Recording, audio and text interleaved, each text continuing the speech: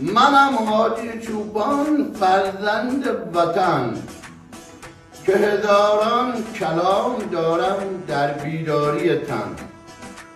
آرزو دارم که هر لحظه بهاری باشه، هر روز خدا پر از امیدواری باشه. در امسال هر دم ز بهاران باشه، در هر ثانیه ها غرق شادی و رقصان و نگاران باشه. در جیب خود و اهل و عیال اشرف که هیچ پر از هزاران باشه.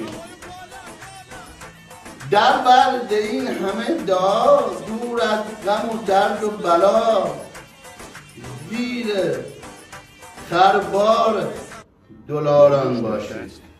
آرزوی توفیق و سربلندی دارم برای همه ایرانیان در سراسر جهان. امیدوارم هر لحظه پر از شادی و نیکی و سلامتی کنار عزیزان و بزرگان و بهترین های خود در سال جدید در بهترین موقعیت ها قرار داشته باشید. توفیق الهی و نور الهی مهمان خانه و زندگی شما. عزت عالی.